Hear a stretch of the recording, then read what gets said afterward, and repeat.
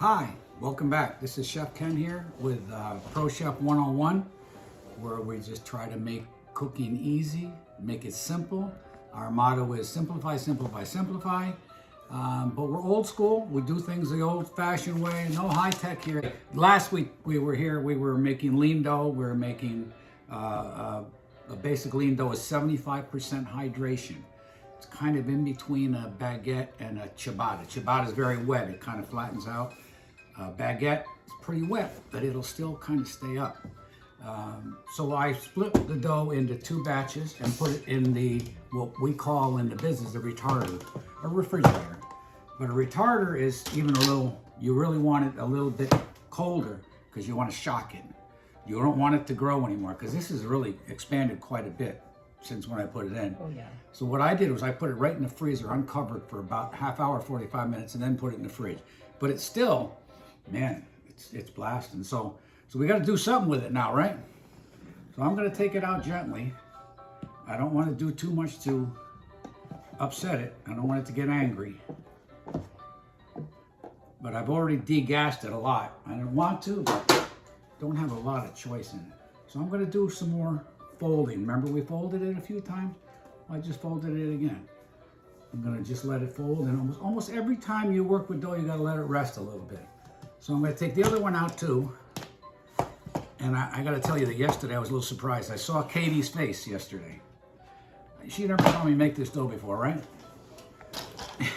And I think she thought that I screwed up.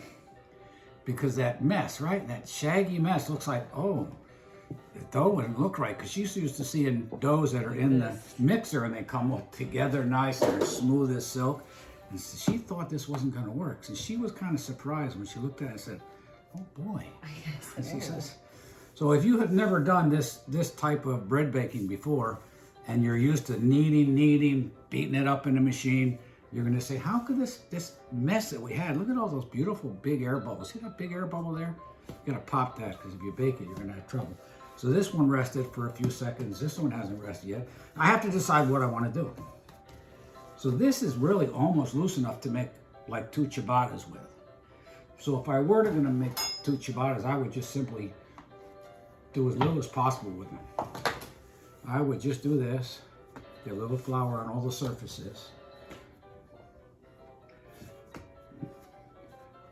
And then just roll it a little bit, and then I just kind of flatten it out, stretch it out, and then leave it like that. That's it. You don't want to do any more than that. Just let it rise, let it proof. All right, and you use a lot of flour for that, but I don't want a lot of flour for this right now because I'm going to be making more like a baguette. So what I'm going to show you about that is the traditional way of making them. You may have seen this in a good bakery you go to or something. This is a napkin. It's cotton. And the French call it a couche. A couche means layer in French. But what it is there's a way, because this is a wet dough, it's going to spread. It's not going to stay up. So you have to hold it up. You have to give it some strength. And then when that gluten develops as it's rising, it'll stay there. So they, years and years ago, 100 years ago, they devised a way to do this. Usually it's with canvas, or it could be almost anything. But here's where you got to put a lot of flour on this, because you don't want it to stick. So you just kind of over flour this napkin, or whatever you have. All right, and we'll do two like this. All right, so this is ready. I'll just move it over here. And then I'm going to take this, I'm going to fold it again, and I'm going to, I could tell you all I want to about doing this. You have to do it yourself. I'm being very gentle. I'm pulling back kind of slightly. And just pulling it. I'm not going to roll it and knock everything out of it. Not much more than that. It's already getting angry at me. I can feel it. And I don't want it to get angry at me.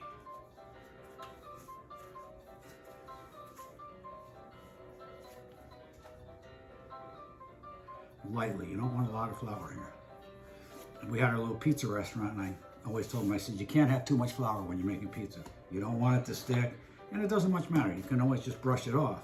But when you're making something like this, you need the resistance You need the dampness on the board to give you some resistance. See how it's sticking a little bit?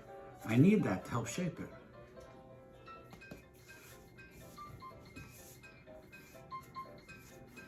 So they said these aren't going to be the skinniest baguettes in the world, and they won't be the prettiest.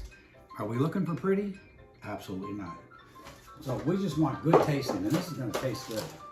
So now we'll take a pan, a little quarter sheet pan here, and I'm going to take the couche, put these over here out of the way.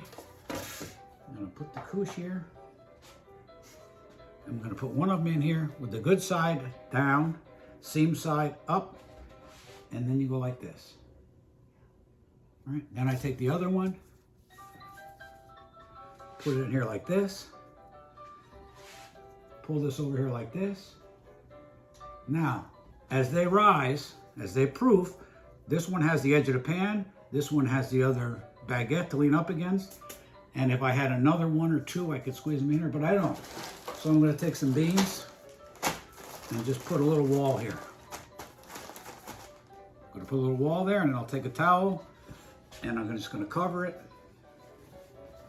and let it proof for anywhere from half hour to an hour, depending on the temperature of your room. Or I'm not going to put it in a proof box where it's very humid and warm, because then the dough might stick to the couche. That's one way, okay?